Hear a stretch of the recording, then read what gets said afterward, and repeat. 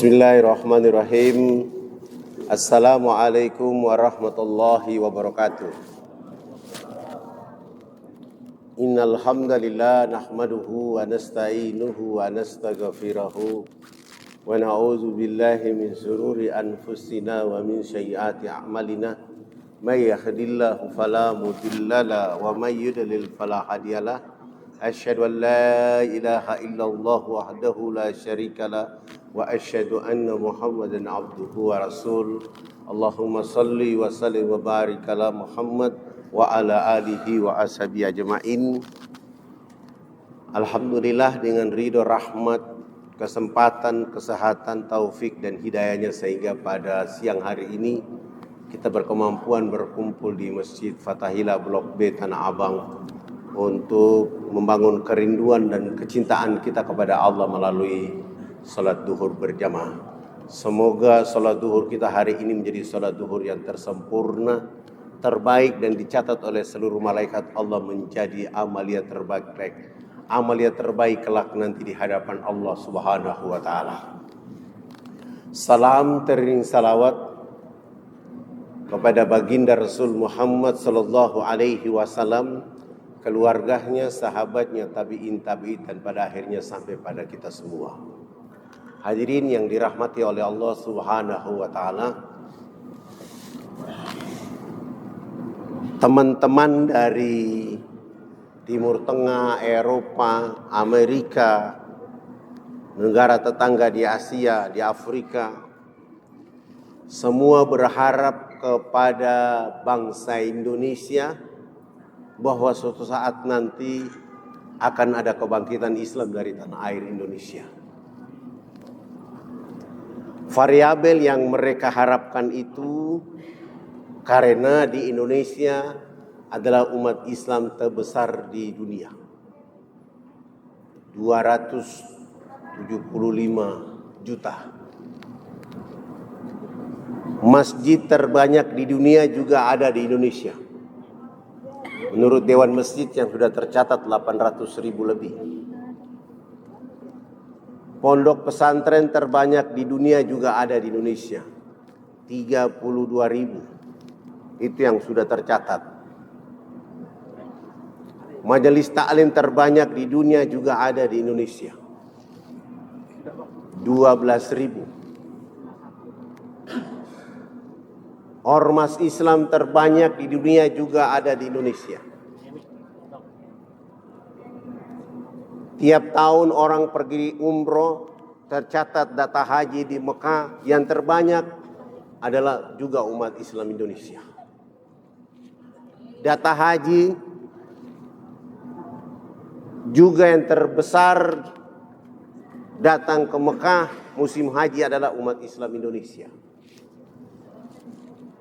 Itu variabel-variabel yang menjadi penilaian saudara-saudara kita dengan harapan kebangkitan itu datang dari Indonesia. Tetapi dari survei terakhir 260 sampai 70 juta umat Islam Indonesia itu 58% belum bisa baca Quran. Di sisi lain, aliran sesat juga tumbuh subur di Indonesia. 335 aliran sesat. Ditambah lagi ada gerakan kristianisasi untuk memurtadkan orang Islam Indonesia. Padahal di saat Indonesia merdeka, umat Islam tercatat 90%.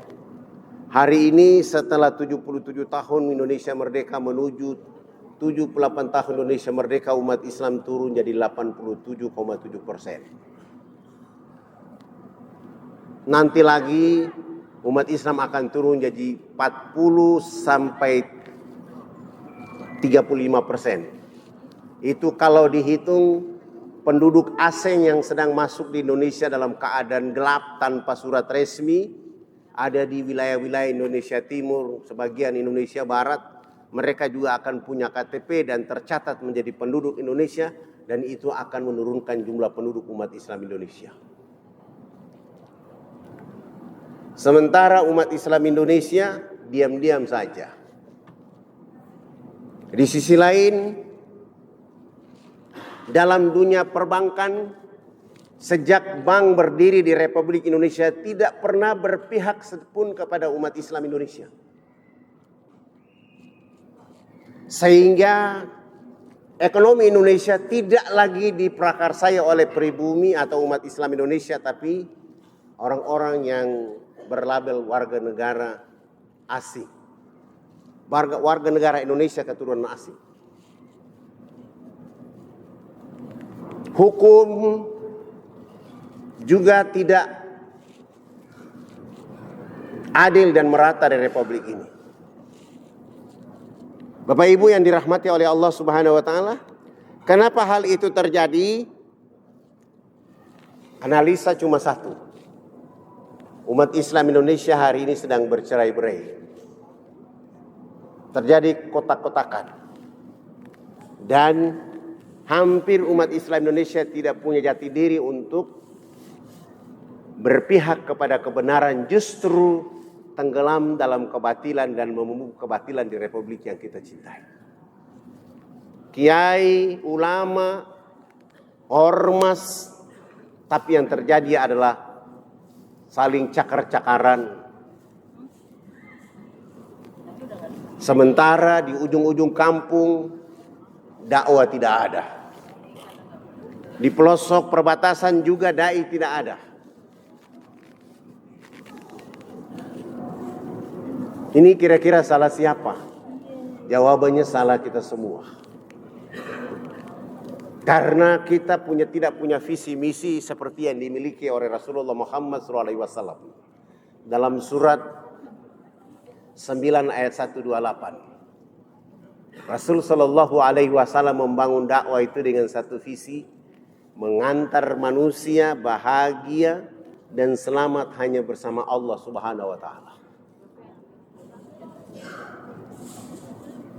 Seandainya orang Indonesia punya visi yang sama, maka teman-teman di kawasan tengah dan barat Indonesia akan berpihak untuk membangun saudaranya di kawasan timur Indonesia. Karena mereka walaupun pertama kali sholat subuh, Jumat, Maghrib, Isya, Idul Fitri pertama di Indonesia, tapi hari ini mereka menjadi terbelakang. Di sisi lain, uhuwah Islamiyah kita karena ada kepentingan, bukan karena benar-benar karena Allah dan Rasulnya. Dan itu menjadi momen terbesar untuk tidak menjadikan kita menjadi uhuwah yang kuat. Karena orang akan takut kalau umat Islam Indonesia punya uhuwah yang kuat, bersatu, maka orang akan ketakutan. Di sisi lain pun umat Islam Indonesia tidak sadar, mereka tidak membangkitkan ekonomi saudaranya. Punya uang tapi tidak belanja ke kios yang ada di tetangga. Yang dia adalah orang Indonesia, tapi lebih belanja kepada kios atau toko yang punya orang yang tidak beribadah kepada Allah, atau orang yang tidak berinfak, bersedekah atau berzakat. Tentu ini menjadi urusan umat yang harus kita sama-sama bicara bagaimana mengembalikan kekeliruan yang sudah lama terjadi di Republik ini. Supaya cita-cita, keinginan dan harapan dari teman-teman di luar itu bisa menjadi terbukti oleh karena kita sudah kembali kepada kekuatan dakwah. Baik dakwah ekonomi, dakwah politik, dakwah aspek apa saja, termasuk dakwah kesehatan. Akibat kita tidak punya jati diri dengan kesehatan yang dibawa oleh para alim ulama atas perintah Rasulullah SAW, sehingga kita lihat kasus kemarin, kasus corona, banyak ulama yang wafat, banyak yang meninggal dengan isu virus. Dan tidak saja mengganggu orang meninggal, tetapi justru umat Islam Indonesia di saat itu tidak punya jati diri untuk merapatkan barisan yang rapi seperti Nabi bersabda, luruskan rapatkan barisan ketika sholat, justru buat jarak-jarak. Ini semuanya adalah ukuran sampai sejauh mana umat Islam ini berada pada agamanya, mencintai agamanya, berada pada dakwanya, berada pada Islamnya.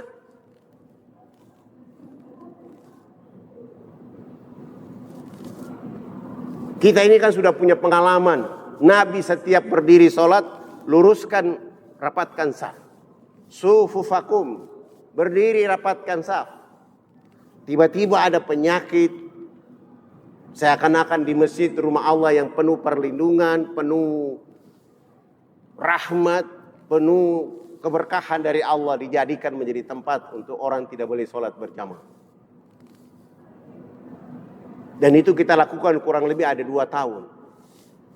Pertanyaan yang muncul, apakah di saat itu keberkahan turun atau tidak? Ternyata keberkahan tidak turun, justru kemiskinan, kematian, dan kemelaratan tumbuh di republik yang kita cintai. Ini pelajaran yang harus kita ambil untuk memperbaiki bersama-sama dalam melakukan gerak dalam agama ini. Apalagi kalau kita lihat di sisi rumah sakit, orang ke rumah sakit sekarang yang dijual adalah obat dan tempat tidur. 2-3 hari bayar kamar, terus obat yang dikasih, obat yang datang mendorong manusia untuk bukan makin sehat, justru tubuhnya diperkaya dengan obat-obat yang datang dari dibuat dengan kimia itu. Padahal dalam Islam, agama Nabi sudah mewanti-wantinya itu. Dulu kita tidak pernah kena penyakit yang namanya serangan jantung, diabetes, dan tidak ada rumah sakit. Tapi orang tua kita mampu, nenek moyang kita mampu hidup dengan energi yang baik. Dan usianya berakhir dia dalam keadaan yang diridhoi oleh Allah Subhanahu wa Ta'ala. Dan sekiranya ini menjadi satu energi baru bagi kita untuk memperbaiki, karena kalau umat Islam Republik ini sudah dikucilkan, sudah semakin kecil, saling berkelahi, saling berantem, maka pada akhirnya yang terjadi bukan umat Islam tapi anak cucu kita tidak lagi menikmati negara dan Islam di negeri ini. Jangan kita bangga dengan mayoritas, jangan kita bangga menjadi umat yang konsepnya dikampanyekan rahmatan lil alamin, tapi hari ini justru rahmat itu hilang oleh karena kita bergeser dari peradaban ukhuwah Islamiyah menjadi saling berkelahi di republik ini. Apalagi dalam situasi menjelang pemilu, kita kalau dibuka sosmed itu seakan-akan mata jadi buta tiba-tiba, telinga jadi tuli, karena kalimat yang dikeluarkan, kalimat yang tidak pernah dalam perjalanan agama di republik yang kita cintai. Saling menyalahkan, kampanye membenarkan kebatilan dan kampanye menyalahkan kebenaran. Orang bikin baik itu salah, tapi orang bikin salah itu baik, itu mulia. Itu yang terjadi hari ini. Orang yang mengatakan kejujuran itu di penjara, tapi yang tiap hari berbohong, curang, itu hebat, itu bagus. Itu fenomena yang terjadi hari ini. Maka kepada saudara-saudaraku, marilah kita insaf semua, evaluasi, perbaiki keadaan kita, lalu kita mulai menyapa umat dengan kekuatan jamaah dalam rangka memperbaiki kita dalam satu saf yang rapi seperti kita sedang berdiri sholat untuk menghadapi situasi yang sedang terjadi. Tidak saja di negara ini secara keseluruhan, tapi di lingkungan kita masing-masing, sampai kita bisa mengembalikan apa yang sudah ditoreh oleh para ulama kita dalam mendapatkan kedaulatan kemerdekaan di 77 tahun yang lalu itu. Karena kalau kita terlengah, suatu saat nanti kita tidak bisa sholat berjamaah. Kita terlengah, suatu saat nanti kita tidak bisa azan. Dan kita sudah tahu ada orang yang melarang tidak boleh azan. Ada orang yang bicara tegas tentang Islam di masjid, sudah dituduh teroris. Masjid itu teroris. Saya tidak tahu kalau masjid Tanah Abang ini, blok B Tanah Abang ini sudah dicatat jam di masjid teroris. Walau. Padahal orang sedang bicara untuk saling mengingatkan kita. Saling menjaga di antara kita dalam rangka keselamatan dunia kita sekaligus menjaga kebersamaan kita di bangsa yang kita cintai.